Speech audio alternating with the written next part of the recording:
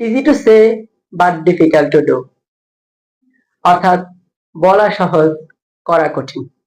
আসলে যোগ বলতে কিন্তু এত সহজ কিছু না, বা আবার অনেক কঠিন কিছু না। বুঝলে সহজ, না বুঝলে কঠিন, এই কথাটা আমি সব সময় বলি।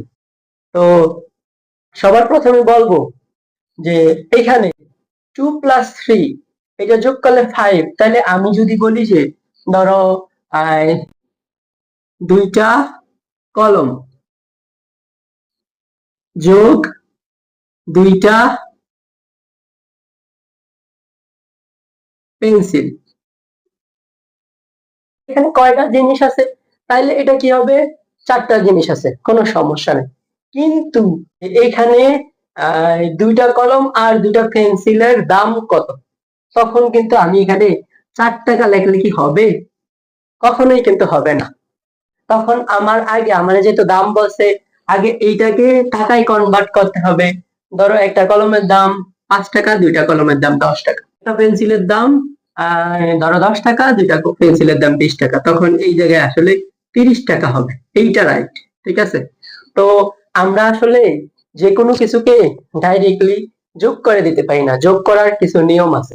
যোগ করার নিয়ম হচ্ছে সবার প্রথমে সমজাতীয় হতে হবে, অর্থাৎ আমরা যোগ করব কাকে, সমজাতীয় জিনিসকে। টাকার সাথে টাকা যোগ করতে হবে, স্বর্ণের সাথে স্বর্ণ যোগ করতে হবে, আমরা টাকার সাথে স্বর্ণ যোগ করতে পারবো না।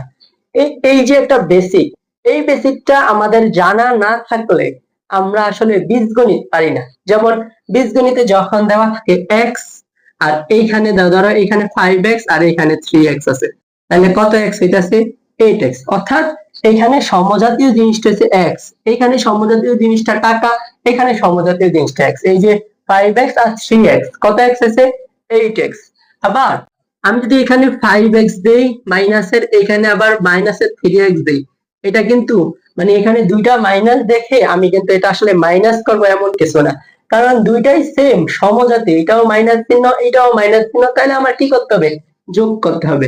এখন যোগ করলেও আমি যেই চিহ্ন আছে আমার কিন্তু সেই চিহ্নটাই দিতে হবে, তাহলে এখানে কত হইতেছে 8x।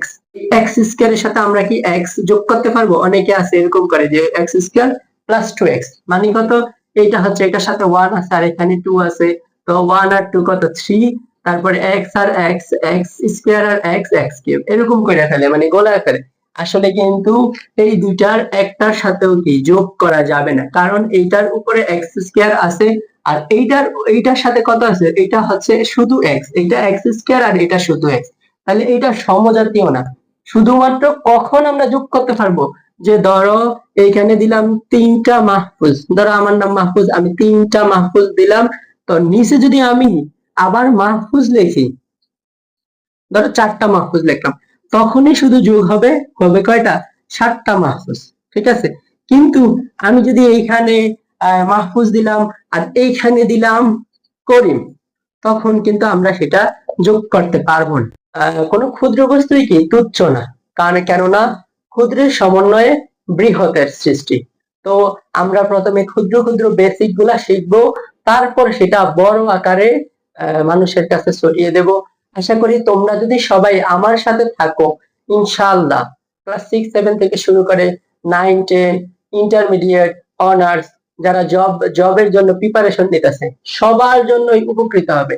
এই ধরনের ছোটখাটো সমস্যার কারণেই কিন্তু আমরা আসলে গণিতকে ভয় পাই, যে এই ছোট সমস্যাগুলো আমরা যদি পুঙ্খানুপুঙ্খানুভাবে সমাধান করতে পারি, তাহলে একদিন আমরা অনেক বড় ম্যাথমেটিশিয়ান হব ইনশাআল্লাহ। তো সবাই আমার জন্য দোয়া করবেন, ভালো থাকবেন, সুস্থ থাকবেন। আসসালামু আলাইকুম ওয়া রাহমাতুল্লাহ।